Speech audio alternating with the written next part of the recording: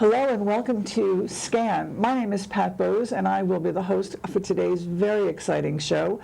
We have two guests with us today to talk about an event that we'll be having here at SCAN in November, on November 8th, called Total Brain Health Fair.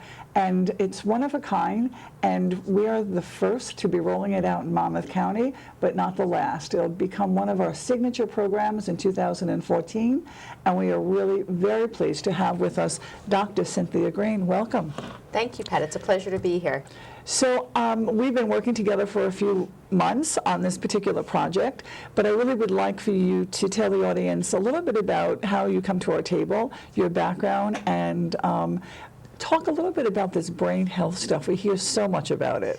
So I'm a clinical psychologist by training and have worked in the area of memory and brain health for many years on the faculty of Mount Sinai Medical Center in New York. And I became very interested in what we can do to keep our brains healthy and to keep our memory sharp. And in doing that work, I was able to find out a lot about the science and to develop programs to help people. Now, the science of brain health has really become very interesting, and we're lucky that there's been this convergence, really, of the science and public policy and our own interests to really drive that information so that we know so much more now than we have before about the brain. And we're almost really entering an age of brain health, if you will, because of the convergence of all these different things. So what we do at Total Brain Health is offer people the opportunity to help themselves by learning more about how to take better control of their brain health by partnering with folks like you guys at SCAN to do that. And so, so again, tell us a little bit in regards to, before we get into the science of it, of brain health. So one of the funny things about brain health is I think people kind of know what it is, but they don't really understand. So what I like to do first is to just suggest to people to think about brain health really in four ways. First, when we talk about brain health, we're talking about the health of our brain as an organ. So we're talking about the actual physical health of your brain. We're also talking about then the function of your brain. So the things that we worry about, especially as we grow older, things like our memory, reflects that functioning, how well our brain is working. It also, though, reflects other intellectual skills such as attention, how quickly we think, how flexibly we're able to think, and how well we're able to reason and to make judgments. All of those, in fact, support memory, but mostly when we are worried about how we're doing day to day, especially as we grow older, what concerns us is forgetting a name or forgetting a conversation or where we put things. The third way we can understand brain health is the vitality of our brain. So one of the things that we are concerned about is, will I be able to take a class 10 years from now or take that trip that I've always wanted to do? Will my thinking will be clear enough and be healthy enough that I can learn that instrument that I put off taking up because I was too busy working or raising kids? And then the fourth way we can understand brain health is through disease prevention. So the other way, when we talk about brain health, what we mean is that we want to reduce our risk for developing a serious memory disorder. So if we think about brain health from that perspective and think about these four ways of understanding brain health, then we can understand the science better in terms of what supports all those different aspects and dimensions of keeping our brain healthy. And so within the years of research that you've done, I know that you're the author of several books, and one is called Total Memory Workout. I have had the pleasure of meeting you years ago when you had done a presentation to the area agencies on aging executive directors, and it was a conversation versus an actual package. And I know that you're working on lots of products and services in regards to helping organizations such as SCAN take your research and your work and roll it out and make it effective. I'm really excited about the health fair.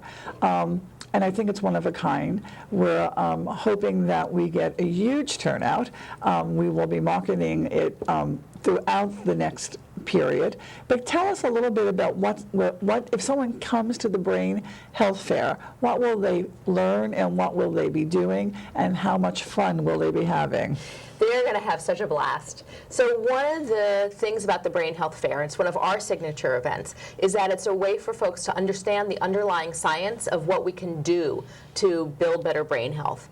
And one of the best parts about the fair is it's our way of giving people that experience. So we partner with organizations such as SCAN to bring this fair program so that people understand what they can do in terms of making changes in their daily lives, adopting new habits or new hobbies, all of which support brain health, and understanding why that matters to their brain health. And they can come to the fair and actually go from station to station and try these new activities. So let me just say that when we look at the science, one of the things that we've learned is that there's so many great ways we can support our brain health. And in fact, many of the things that SCAN and similar organizations offer are already brain healthy opportunities. Absolutely. So when I talk to people about what they need to do based on the science, we know that exercise, for example, is very critical to both everyday performance and long-term brain health. We know that eating a healthy diet and maintaining a healthy weight matters. We know that being intellectually engaged is a great way to reduce our dementia risk, and that spiritual activities such as meditation help boost attention. There was even a study in people who have a diagnosis of early Alzheimer's disease showing that meditation practice improved their aspects of their brain's health, both in terms of the physical health of their brain, as well as in terms of some of their intellectual functions. So there's lots of wonderful information out there, and this isn't about buying an expensive product or taking a supplement. These are activities that many of us engage in already. So the fair gives us an opportunity to see what those are and to try them. So some of the things that we're going to be doing at the fair that people will have fun with are things like learning how to juggle. There was actually a study in Germany showing that older adults who became proficient at juggling improved their thinking and improved the physical health, the white matter volume of their brain. And so while someone might not become a master juggler in 10 minutes here at the fair, we have an awesome juggler who's coming to teach, and people will certainly get the experience and learn what it's like to juggle, whereas if they just read that in a book or heard me say it in a presentation, they might not actually go do it. They're going to get to practice cartooning and meditation and yoga and aromatherapy and many wonderful different things that all support brain health. And in the fair, the other wonderful piece is that we're being supported by the Monmouth Medical Center, who have been a partner of SCAN for the last 25 years. And we'll be hearing a little more about the services they provide and the New Memory Institute. So we're really excited to have you there. The other piece is that the fair will be fun. I mean, we do have 15 stations planned, both within SCAN and upstairs in the Monmouth Mall, that people can come and participate in. It is an hour of lecture and information, and then it's on to the fun. Right. And people will have to attend, we're challenging them, have to attend about 10 of those activities, and then we have some prizes and gifts and healthy snacks and all of that wonderful opportunities. Just let's spend a little more time. I know that you've done fairs in the past. I mean, what has been the outcome or the response of people who have participated in it? So we've done evaluations on our fairs because we always tailor our programs to the feedback that people give us after they've experienced them. So one of the things we've learned is that people leave our fairs, on the majority of them, wanting to do something new that's brain healthy. So over 97% of the folks that we've surveyed after the fairs tell us that being part of the fair has given them kind of an incentive to do something brain healthy for themselves in their life, to change something, to adapt a new behavior that's a brain healthy behavior. The other thing is that people are overwhelmingly satisfied with the experience of taking part in the fair. It's fun, it's educational, but it's not just coming to a lecture. You really have most of the time spent actually doing things. It's very lively, and I promise you will, if you come, have the chance to try something you've never done before. As well as have prizes. So I know that we're going to be giving you some copies of our books, right? Yeah. This is the book Total Memory Workout, which has memory strategies primarily, as well as some other ones. And I know you have some other incentive prizes. So we really want people to not only come, but also to participate by trying everything and to challenge themselves to try something they've never done, because that's really the point of having that kind of brain health experience. And so the fair is going to be on October 8th, which is a Friday, from 10 o'clock in the morning until 1:30. I think it's November 8th, I'm sorry, right? yes, November. Okay. That would be next year. I'm sorry. We'll do it then, too. November 8th from 10 o'clock to 1:30. Yes. And again, there'll be a lot of activities going on here. We're asking people to pre-register so that we know how many people will be coming, that we can handle the flow, so to speak. But it should be a really wonderful opportunity. And we're really looking forward to working with you in the future. I mean, I know that you're rolling out a lot of new opportunities for programs such as SCAN, and your company, which is Memory Arts, has been recognized in many locations. I've seen you on TV and other places, and I am excited that you will become part of the SCAN family, so to speak. So before, we have a few more minutes before we finish. Any comments or parting thoughts that you would like the audience to consider prior to the fair, or how to best use the fair coming here, and what we might be able to do to help them after the fair?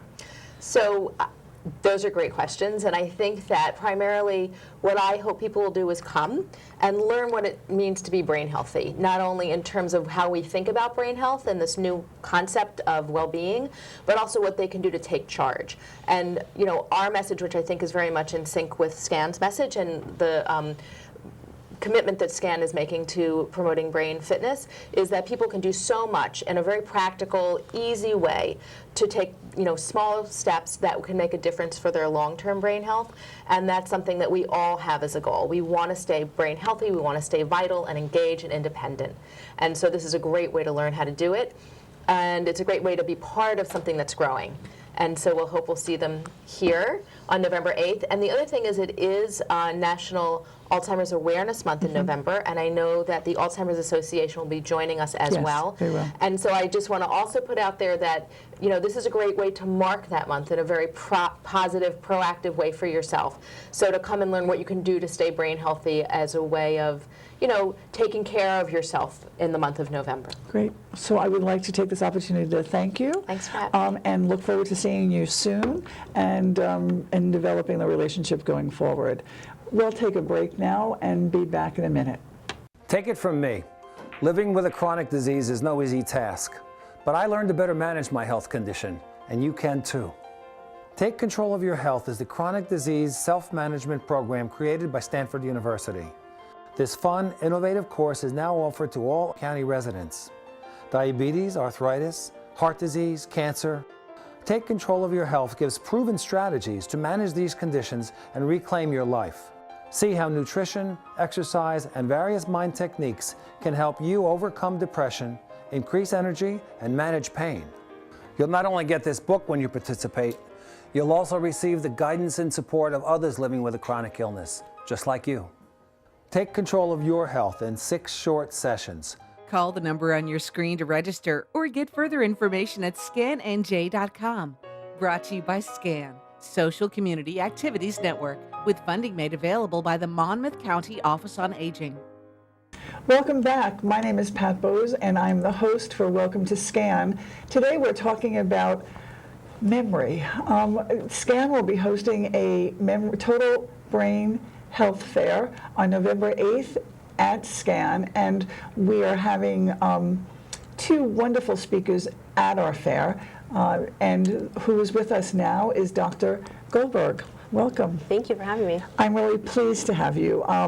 Again, you are a part of Monmouth Medical Center, and you're part of the Memory Institute and the geriatricians team, and we're really excited that you're going to be part of the fair, because while we talk about brain health, and when people have issues about it, I always want to make sure that we have the ability to refer them, or they have a place to go to get their questions answered, versus just having a whole lot of questions. Right. So I know that you're kind of new to this geographic location. Correct. So welcome. Thank you. But tell us a little bit about your background, and then also a little bit about the Memory Institute, because I'm not sure a lot of people know about it and what it does. Great. So I've been, just like actually Dr. Green, I was at Mount Sinai as well. I did my fellowship program there in training, and I've been working in north of here for a number of years outside of fellowship.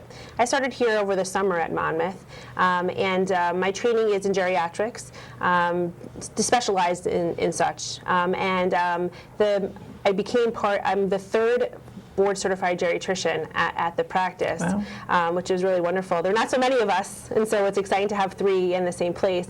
And we're part of the Memory Institute. What that is, it's an environment within our geriatric health center that we do a comprehensive evaluation for people who are experiencing some memory changes.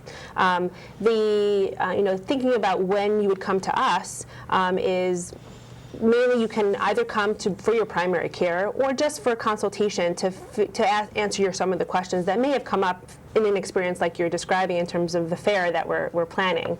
And so what we do at the Memory Institute, it's a comprehensive evaluation. So when you come, you meet our nurse, you meet our social worker, and then you meet with a physician. And we essentially go from head to toe, going through all of your medical care.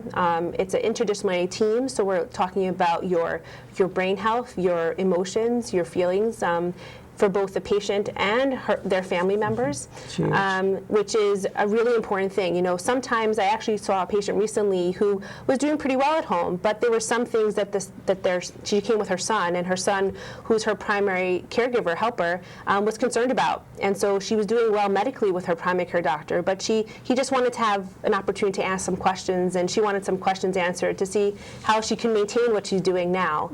And what we do is we go through their medical care, try to review their medications to make sure that... That must be a big piece. A huge piece, because we hear a lot of things about different opportunities, and this medication is going to treat this, and this medication can treat that.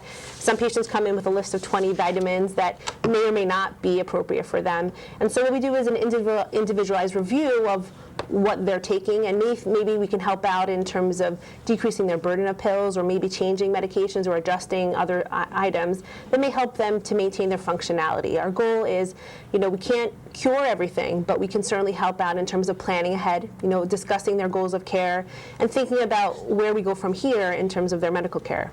Who else is on the team? I'm not sure that we talked about that too much. Sure, so review. So we have 3 board-certified geriatricians, myself and 2 others. I'm the newest part of the team, and we have a registered nurse and a social worker who's there full-time on staff. So, she's there when our patients are there, and so if there are any issues that come up, and everyone meets with the family on that first visit, and then they're available for consultation. Our social worker actually runs a regular monthly caregiver support group. Wow. So not only we're there for the patients, we're there for the families as well. And that's really important. Oh, certainly. Being a caregiver. It's one of the more difficult jobs you can imagine out Absolutely. there. And a lot of people need that extra help because they're not only their caregiver, they also have their full-time position, their full-time families that they're dealing with besides their loved one. And what we usually find is that they become ill because they're not taking care of themselves, and they're just overwhelmed and exhausted. And so it's really important for people to realize that they are caregivers. I mean, I know that there's been studies when people ask, are you a caregiver? They usually say no, but they are. Yes. And because they don't see themselves in that position. So the other piece there is, I know that you have a pharmacist too, a geriatric pharmacist that does look at the medication people take and the interaction, and that must again be a really big piece too. Yeah, so that the pharmacist is full-time on staff. It's part of one of the exciting developments at Monmouth Medical Center. There's a 24-hour geriatric emergency room, and it's staffed with people who are sensitive to geriatric issues, and the pharmacist is there to review interactions with medication, because sometimes it's just an interaction with medication, inappropriate medication, maybe a dose adjustment that's needed that's causing the person to have the problem. And so it's really exciting that that's there and available for the community. Yeah, and I've been to the quiet room, they call it, yes. And it's just been fabulous and really well received by the community. Yeah, it started out only for a few hours a day, and the demand was so high, and people felt that it was really helpful for their loved ones, and so very quickly it became a 24-hour service available in the emergency room. So with all of that background, now you come to a scans table, and we're talking about the total brain health fair, and we'll ask you to make a presentation because, again, I do want to make sure people know what services are available if they have it. But how does your whole team approach really talk about healthy aging? Because our goal is to think in advance, to anticipate issues, and so issues, and to prepare, and to think about how we could prevent some of the things that that are going on. You know, memory loss as we age, part of it is normal and part of it is not normal. So our job is to help clarify for everybody what's normal and what's not normal, and how we can prevent some of the advancement of that disease, whether that's with medications or with a lot of the activities that they're going to experience at the health fair. Dementia or memory loss is talked about all over. You know, unfortunately, it's growing with our aging population, and there are not so many of us geriatricians, and so our job is to try to educate the community as to how we can help them in terms of, you know, maybe not waiting till there's crisis mode, and that we could help out. And if you notice something like at this health fair that, you know, I've taken it on, as Dr. Green mentioned, I take on certain items that I'm going to start changing my life in some ways.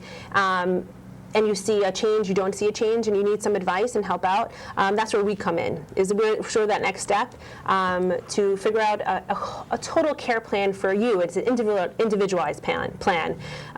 There is no one plan for everybody who's over the age of 65. It doesn't work. And One shoe doesn't fit all. Absolutely. So, you know, our job is to sit with you. We spend probably close to an hour and a half with patients when they come for that first evaluation, to really go through everything and to see where we could help. And so at our fair, we're going to be having 15 interactive stations, and I do know that Monmouth Medical Center is providing us with several experts to be at our tables. I know that we're going to have the pharmacist there to talk about, you know, medication management, and then we're also going to be having a nutritionist, which is a huge piece of healthy aging and also brain health. And so we're excited about that. The other thing that is just really very obvious, and I'm here about a year and a half, is that all of the people who come to SCAN, I believe that they've invested in their mental and physical health for all of these years, and not because it was the in thing to do. And I have to tell you that they're in wonderful health. You know, they might have some aches and pains every now and then, but we all do. But they're incredibly exciting to be around, and so they challenge me a lot, which is perfect. And so I'm hoping that this program and rolling it out will be really good for them, but also for people who want to join us in the near future. A lot of the programs that we offer are absolutely in that brain fitness category. We just never talked about it that way. Our language classes challenges people in regards to thinking and using the brain differently. Our art classes, our music classes, exercise. I think one of the things that we're lacking a little bit in is regular nutrition education, and so we're going to fix that pretty easy. Awesome. You would think about, there are studies out there trying to figure out how we're going to prevent the memory loss from happening. And, you know, and unfortunately, if you hear all on the evening news, is that every time there's a study out there, it's not working so well. But there are absolute studies that show that if you prevent some of those cardiovascular risk factors, including nutrition in terms of you know, a low-fat diet and some other issues, you know, things you could think about, they do prevent some of the changes in the brain that normally happen, that sort of happen at the same time as some of the other changes that we find with true memory loss. And so nutrition is a huge part of it. You know, my job as a geriatrician, why I love to do what I do, is because my job is to help create quality of life for whatever time we have left on this world, and that's my job. And so different things are important for different people, and that overall plan of going through individualized for that person is what makes it an important part of medical care. So are you seeing the trend going in that direction as far as brain health and more of this focused kind of institutes or teams in regards to helping people, whether it's memory or other kinds of issues? Yeah, I mean, you cannot do geriatrics without an interdisciplinary team. I mean, I couldn't get through the day without the nurse and the social worker in my office, because those are the issues that come up for families and for patients that are the most time challenging and most difficult. And so, you know, I think that that interdisciplinary role of everybody is really important, including a nutritionist, including you know, a physical therapist, including some of the other exercise programs that you have here. All the programs that are offered through SCAN help to create this diverse environment for stimulation for people as we age, right? So you're independent and you want to maintain independence, and so you need to have all these different items involved, you know, to improve your overall brain health. What I say to patients all the time is that, people say, oh, I'm going to do crossword puzzles. Okay, well, sitting in your own room in your house by yourself doing crossword puzzles is not going to delay onset of memory loss. What's important is to be part of programs that you have here at SCAN in terms of interacting with fellow colleagues and working on programs and projects, and even if you're doing an exercise class, to interact with each other, and follow the pattern and things like that. Those are the things that are the most important in terms of maintaining brain health. And again, SCAN is very unique. I mean, we're not a typical senior center at all. Right. We're an education resource center. And when we changed our name, we're still SCAN, but Social Community Activities Network, I guess I never realized the importance of community until after Sandy. Because after the storm, all of our members came back. I didn't know if they'd come back to the classes. They all came back. And that's when it became just so obvious that each one of these classes that we have are their own self-contained communities. Right. And they wanted to be with their peers, and they wanted to tell their stories. They absolutely wanted a cup of coffee and a hug. And so it just kind of reiterated the need for a program such as this. And I have to tell you, when our members come, they come for a specific amount of time. And when anyone ever tells me that people who are retired have lots of time available, I'm saying I've not met them because every hour is almost booked in everyone's calendar, and which is wonderful. Yeah. And again, I think people are just taking this whole concept of brain fitness and taking better care of their health really very seriously. I mean, our other signature program next year will be called Take Control of Your Health, and it's a Stanford University evidence-based program, and we're really excited about rolling that out. So we have a lot of good things going on here. Sounds really exciting. And I'm really pleased that you will be with us for the fair, and you'll get to meet all of our wonderful members and the community at large. And I want to thank you for your input and time, and we will see you soon. Thanks so much. Thank you very much, and look forward to everyone coming to the the Total Brain Health Fair on November 8th from 10 to 1:30. Thank you. Any questions? What kind of service plan does this come with? Unlimited. Can I keep my same phone number? Absolutely. How do I change the ringtone? Just hook it up to your computer. Does it have a camera? What's the warranty? Does it come in silver? Can I put my party shuffle on this? Does it have a 3.5 millimeter headset jack? You sell a lot of these? It's the one I carry. You ever get those phantom vibrations in your pocket? Any questions? No. Are you sure? Yeah. Ask questions. For the 10 questions everyone should know, go to ahrq.gov. How to locate SCAN. SCAN is easy to locate once you find the movie theater at Monmouth Mall. As you enter the parking lot from Route 35, the theater is almost directly ahead of you. Drive towards the theater, but go up along the left side into the parking lot. As you approach the end, you will see entrance number 3 on your right. Park and enter the building here. Once inside, you will see a staircase that only goes down. After passing through the doors at the bottom, turn to your left, and SCAN is right there.